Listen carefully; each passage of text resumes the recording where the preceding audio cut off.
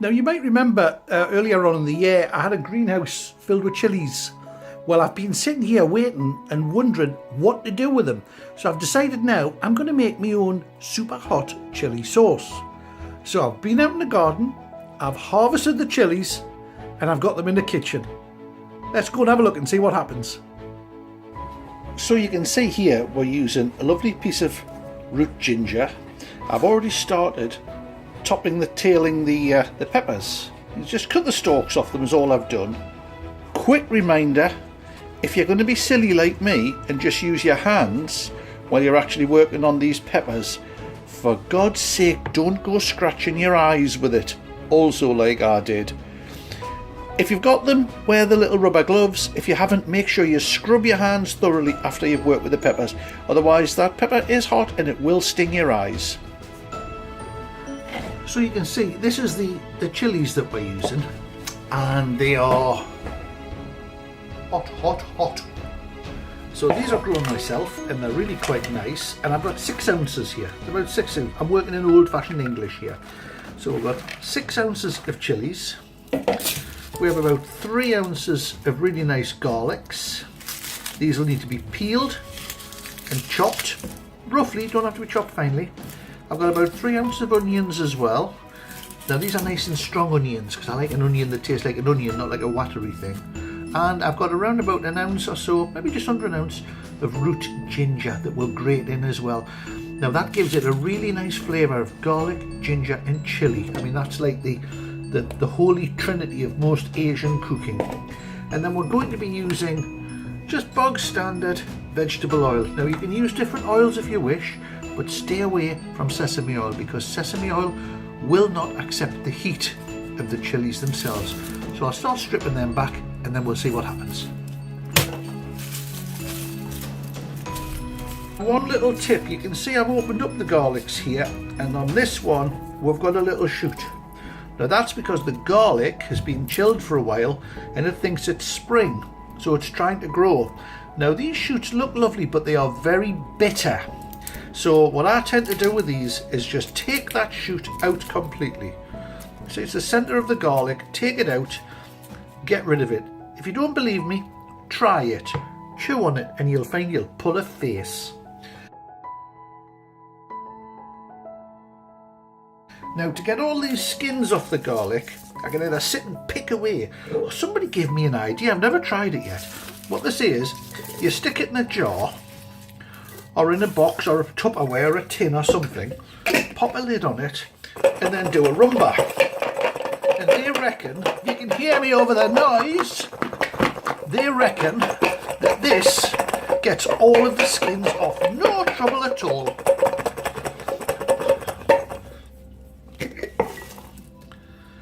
Well, it got 1 or 2 bits clean, but it's not that good.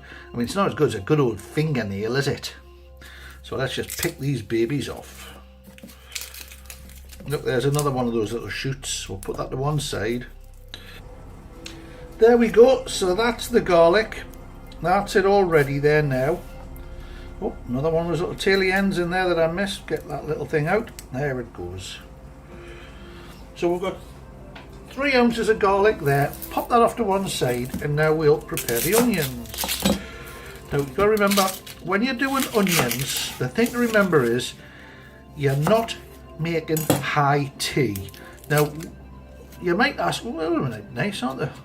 You might ask what I mean by that. Well, I mean that when you're cutting them up, you don't need your little fingers sticking out like this, because what I find is if you do, you might not have a little finger for very long. So when you cut them down, got your half an onion, stick it on the board, slice it nearly all the way through, 3 or 4 times that way, and then remember, tuck this little bugger underneath. Don't leave it sticking out or you will lose it. Now these can just be rough cut like this, and we'll do that to this one, this one.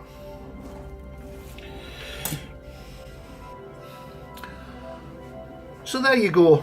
You've got chopped onions, you've got the garlic ready to go in, and you've got diced up ginger. Now you can grate this if you prefer to, but I like it chopped up nice and chunky.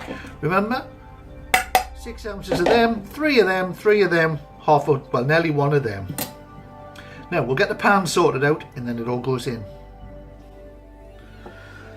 Now with a little touch of magic, we've gone and we're brought out the food processor now, and that's purely because I can't really be bothered to slice everything up absolutely tiny and by hand. Now, as my old provisions manager Mr. Walker used to say to me, keep your workspaces tidy, keep them clean. There's nothing worse than bits of rubbish lying all over the place. So nice clean cloth, give it a wipe down, Bob's your uncle. Now we'll get in first here, we'll pop in these peppers. Remember the chilies that we've got there? Now the idea of chopping these up, you're not trying to make a pulp. You're not trying to blend them away to nothingness. You're trying to give them a bit of a rough chop because they need to have some texture to them. In with the garlic, in with the onions. They need a little bit of texture to them. So as you can imagine, these things won't chop down perfectly by themselves. They'll need a little bit of moisture in there. Now I'm going to add to it a cup of sunflower oil. Now you can add different oils if you wish, but remember, as I said before, stay away from sesame oil. It's fantastic for flavouring things, but it won't take on the heat of the chilli. Now I'm going to use a cup of, just a bog standard cup of oil to start with. Now, anybody recognise this? Does it help if I turn that around there? Special prize if anybody can tell me where this cup came from. Anyway, we'll get a bit of oil in there first. So we'll pop a full cup in there. We may need to add a little bit more, but we've got plenty here, so we're not going to worry about it. Now the idea as well is that the oil becomes the carrier. Now you can see plenty in there now. I'm actually going to put a second cup in. I normally save that at the end, but I'm going to put it in now, and in it goes. Pop the lid on, give it a whiz, we'll see what happens.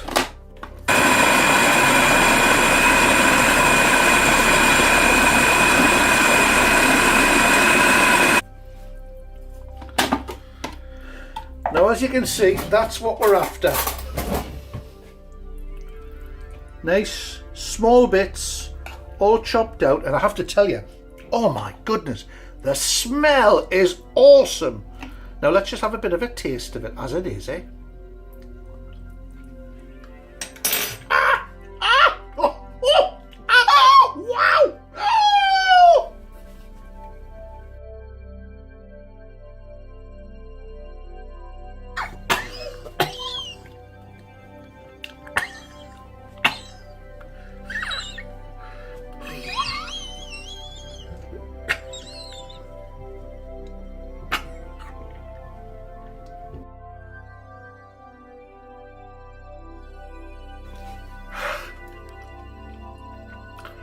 Don't do it.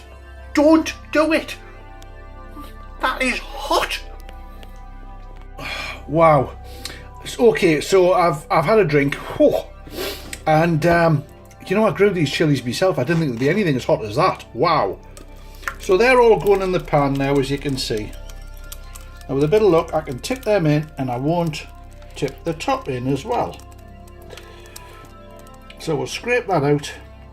Pop it in there, and now I'm going to choose to leave this just settling in there for about 20 minutes. I know you're dying to know why. Well, I've got to take my laddie and drop him off at his mates. Okay, so here we are. It's in one of my favourite stainless steel pans, and as you can see, all you have to do is bring it up to the boil and keep stirring it. What you really want to avoid is you don't want it getting stuck to the bottom. Also, you don't want the oil burning. So we'll just stir this away like this. We'll get it up to the boil and then keep it just on a simmer for about 30 minutes, and that should do the job. Let's just check it out.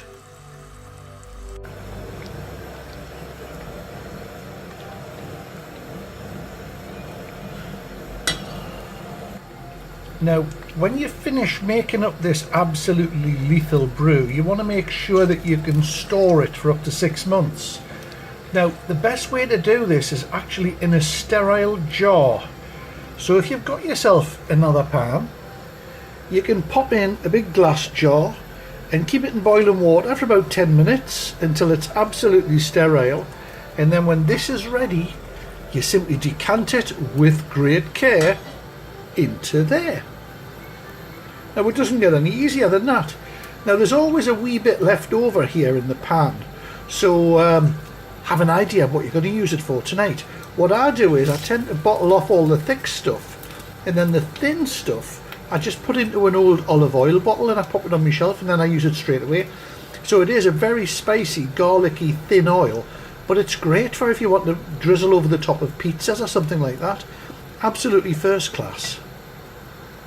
So here we are, one very hot glass jar that has been boiled and one pan of the most amazing chili sauce.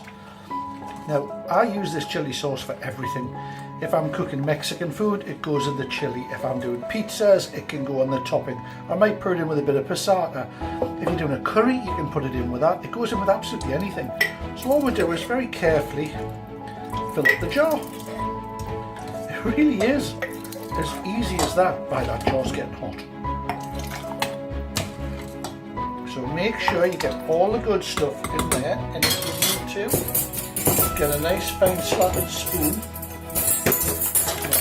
Fine, mind you, but get the bits in, because it's the bits that you really want to put in your food later on.